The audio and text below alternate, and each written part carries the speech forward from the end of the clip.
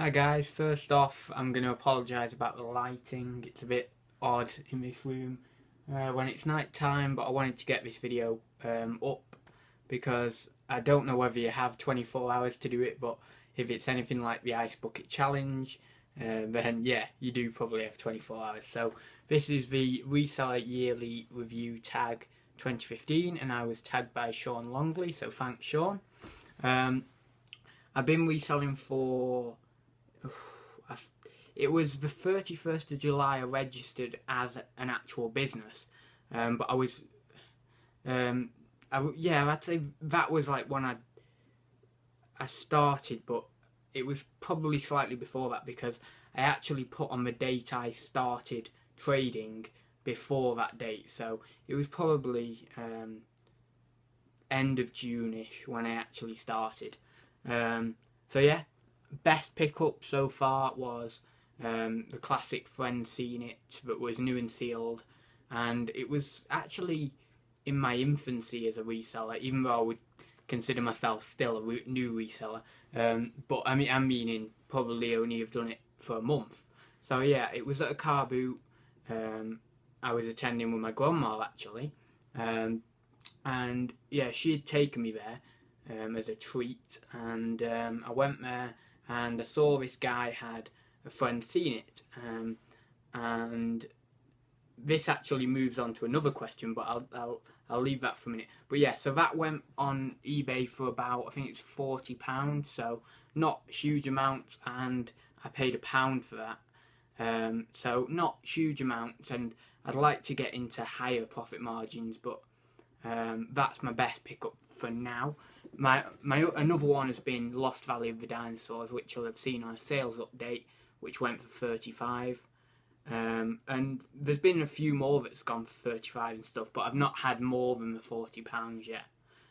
So next one, biggest sourcing fail was when I literally pretty much the first day or two of reselling, the first item I bought or the second item I bought off eBay was a job lot of mop heads, and I bought 48 of these. They came in 4 big boxes, and I paid very little for them. It was something like £6 for them, and I just couldn't shift them on eBay. It was just, I didn't know what I was doing at all, what to buy or anything. I don't even think I had watched many, if any, videos really. I just sort of decided to do it because I had been reselling on eBay prior to this.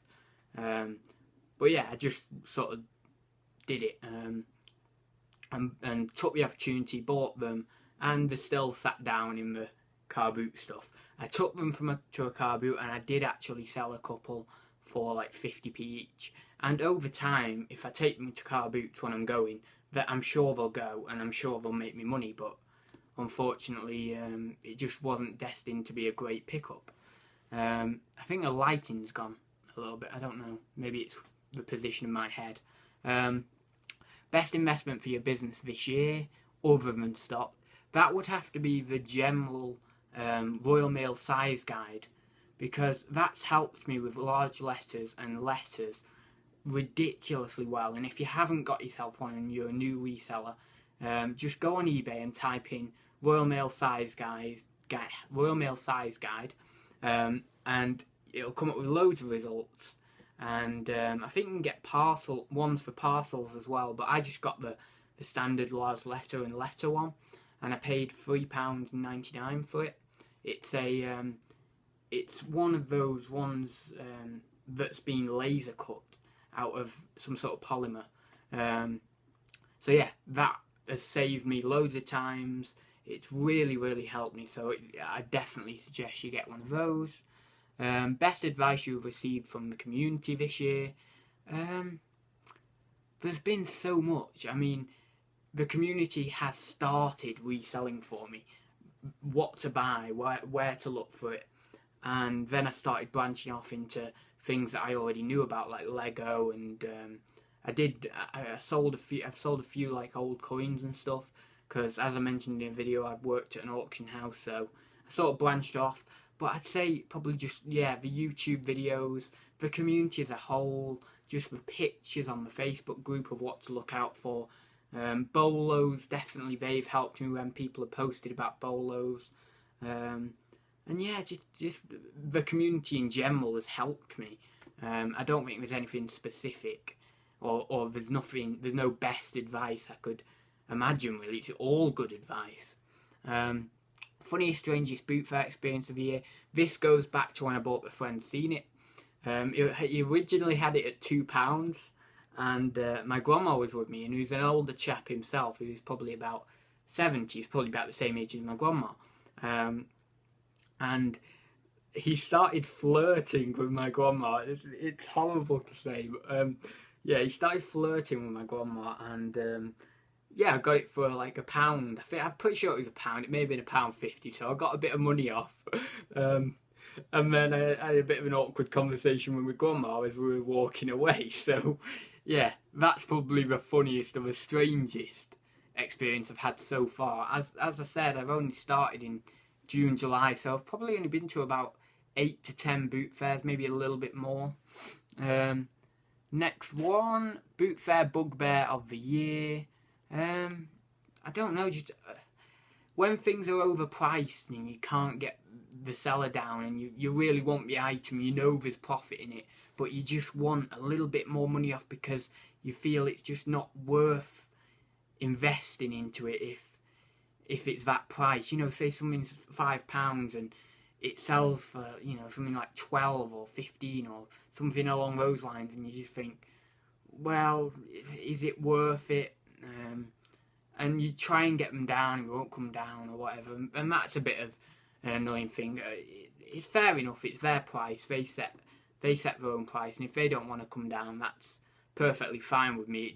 It annoys me a little bit because I know I can make money on it, but just not enough to sort of invest in it. So yeah, that's probably a big bugbear. And like Sean said, timing as well. There's been, I say hundreds, but I mean probably tens of times where I've just missed out. I did it the other week at the indoor car boot. I just missed out on a few Monopoly regional edition board games, Birmingham edition.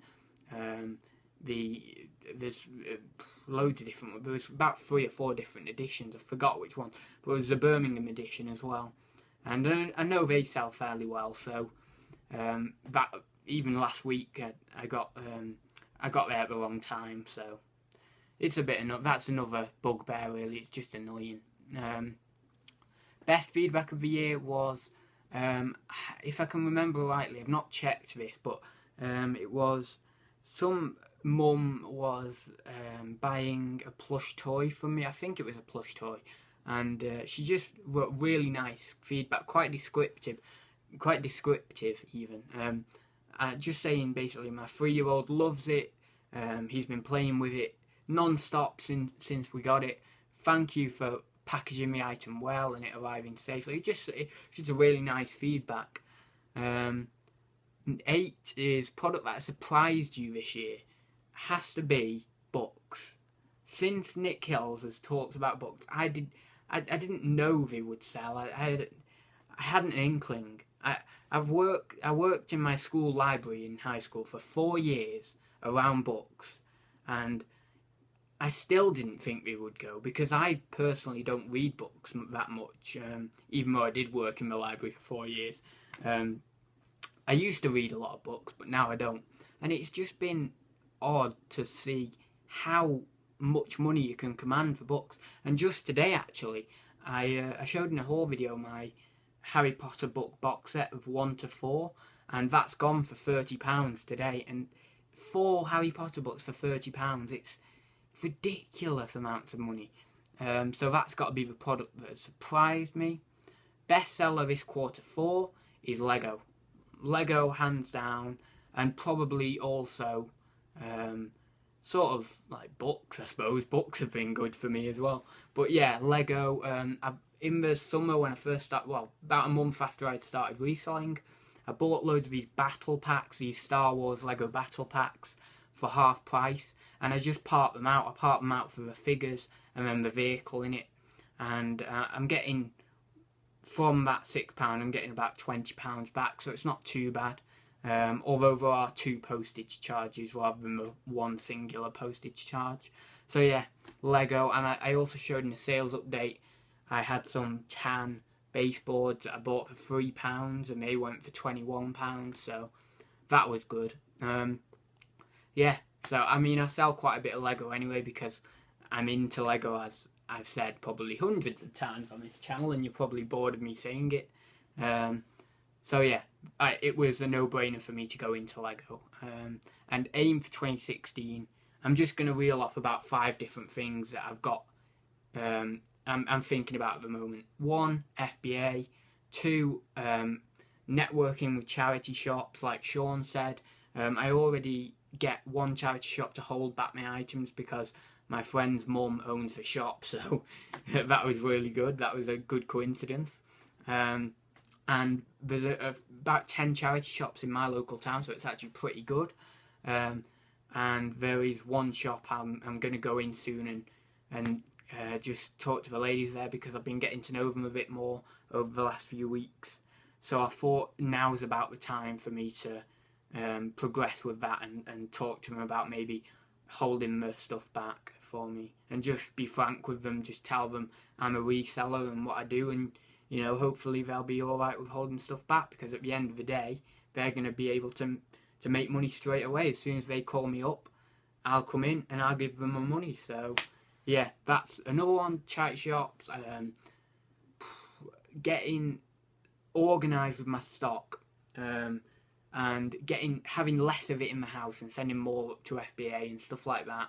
And also at the moment it's not the best picking system when I'm picking an order, so getting it sorted into maybe racks and stuff rather than all up there on the wardrobe. But I am doing that in January.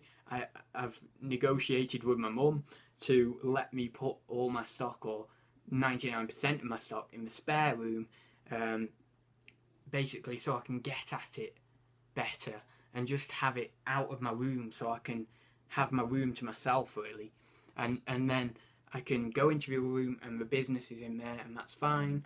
And in here is my personal space, because it seems better for me. So yeah, that's 3 aims. There's way more. I need to write up a proper business plan. That is something I really want to do. I've not really got a business plan as yet. I've got it in my mind and I've got things wrote down, but I've not really got a proper solid business plan. So I want to do a solid 10-page at least document with marketing, RA strategies, contingency strategies, sourcing stock, strategies for growth, and also do a bit of put a bit of my accounting work in the business plan, and just make it a real formal and solid business plan, and not just something I do in my spare time as a bit of an income, you know.